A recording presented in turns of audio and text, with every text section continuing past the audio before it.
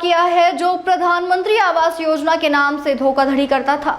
आरोपी पर 10,000 रुपए का इनाम भी घोषित था। आरोपी गुजरात का रहने वाला है जिसने अलग अलग राज्यों में लाखों रुपए की धोखाधड़ी की है। वहीं इंदौर में इसने 82 लाख रुपए की धोखाधड़ी की वारदात को अंजाम दिया था।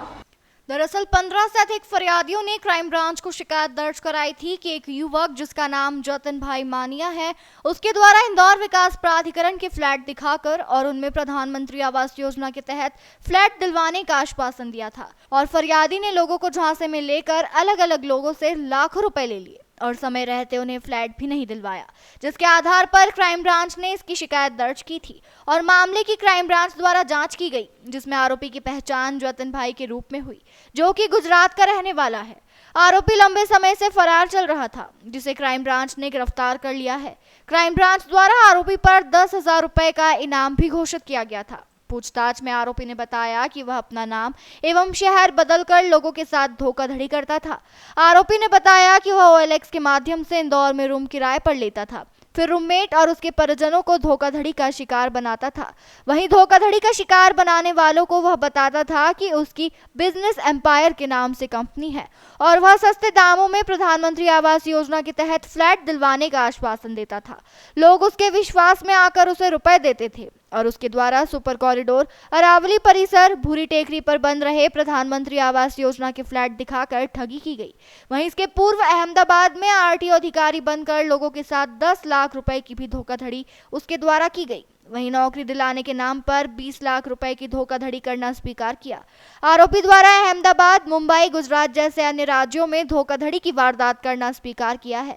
आरोपी के खिलाफ 15 से अधिक लोगों ने शिकायत दर्ज कराई थी। फिलहाल अब पुलिस आरोपी की रिमांड लेगी और उससे पूछताछ करेगी, जिसमें और भी खुलासे होने की उम्मीद है। ये एक घटना हुई थी जिसकी FIR 27/3/25 को हुई थी। घटनाक्रम इस प्रकार से था कि एक व्यक्ति आया जो अपने आप को मुंबई से आना बताया और लेकिन उसने अपने आप को रहने वाला दीपक, जिला बालाघाट का होना बताया और फिर यहाँ पर आकर के उसने धीरे धीरे यहाँ लोकल में एक फरियादी है जिसके साथ ठगी हुई है, उसका नाम है चंदन, इंद्रपुरी कॉलोनी, भंवर कुआं का रहने वाला है। तो उसके साथ धीरे धीरे इसने दोस्ती बढ़ाई और इससे जब दोस्ती हो गई उसकी तो ये साथ में रहने लगे। साथ में रहने के बाद इन्होंने फिर एक सतपुड़ा इसने लड़के ने अपने जो रूम पार्टनर उससे चर्चा की और उनको बताया कि हम प्रधानमंत्री रोजगार योजना के तहत मैं आपको फ्लैट दिलवा सकता हूँ और उसके लिए इसने इस लड़के को सतपुड़ा परिसर, सुपर कॉरिडोर और अरावली परिसर, भूरी टेकरी, यहाँ पे प्रधानमंत्री आवास योजना के कुछ फ्लैट इसने दिखाए और जब फ्लैट दिखाया तो इसके बाद में इसने वो उसकी बातों में आ गया और इसको जो है इसने लगभग टोटल 20 लाख रुपए इसने दे दिए। इसके बाद इसने इसी योजना को, जब इसका रूम पार्टनर इम्प्रेस हो गया तो इसी योजना को इसने अपने दोस्तों को भी बताया और इसमें नवीन चौधरी हैं और मोहित बाके, सौरभ पाटिल, गिरीश मेड़ा, ये इस तरह से इन लोगों से भी इसने लगभग टोटल 15-20 लोगों से 82 लाख रुपए इसने टोटल ले लिए। मज़े की बात यह है कि इसने अपना जो आधार कार्ड बताया वो भी इसके पहले ये मुंबई में भी रह चुका है और अहमदाबाद में भी रह चुका है, जहाँ पे अलग अलग नामों से ये रह चुका है।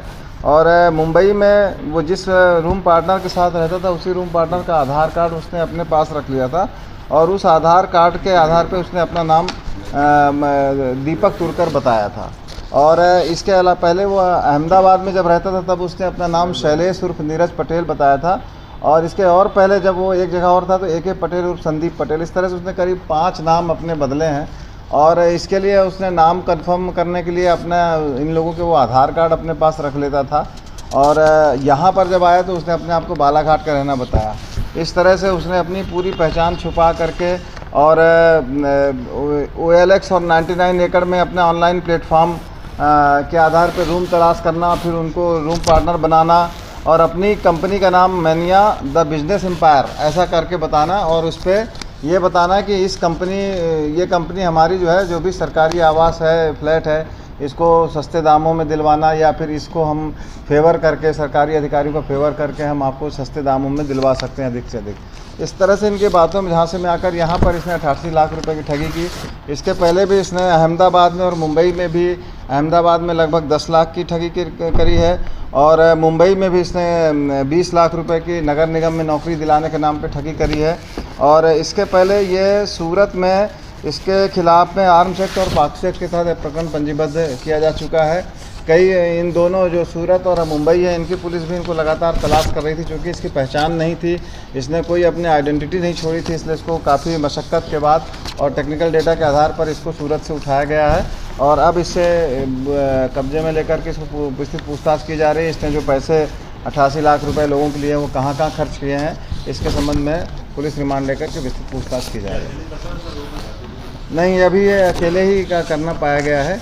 अभी इसमें कोई और साथी की लिप्तता की जानकारी अभी नहीं आई है। इसने जहाँ जहाँ भी ये पैसे इन्वेस्ट किए हैं उन सब की जानकारी ली जा रही है और अब इनके प्रॉपर्टी के सीजर की भी कार्रवाई की जाएगी। सर बताया जा रहा है 3 से 4 राज्यों के लोगों के साथ धोखाधड़ी की है, क्या कुछ कहा? बिल्कुल सही है। ये अहमदाबाद में भी और ये मुंबई में भी है। मुंबई में जिस दीपक तुर्कर इसका एक कोई इसने रूममेट बना लिया था और बाद में उससे भी उसने पैसे उधार लेने के नाम पे पैसे ले लिए और फिर उसकी मोटरसाइकिल गाड़ी वगैरह ख़रीद ली और उसी का आधार कार्ड लेकर के वो यहाँ पर जब आया इंदौर में तो उसको अपने आप को इसने दीपक तुर्कर बताया। तो इस तरह से राज्यों में एजेंट भी बनाएगा इसमें? नहीं, ऐसा अभी एजेंट नहीं बनाया। ये जिसके साथ रहता था उसको भी बेवकूफ़ बनाता था, उसके साथ भी ठगी करता था और उनके साथियों को भी इन्वॉल्व कर देता था पैसे इन्वेस्टमेंट करने के लिए। सर इसे इंदौर से ही गिरफ्तार किया है या कहीं बाहर से? इसको बाहर से इसको सूरत में कैसे उठा करके ले गया। कितने फरियादी हैं? इसमें अभी 15 से 20 फरियादी अभी इंदौर के हैं जिन लोगों के साथ इसने ठगी करी है।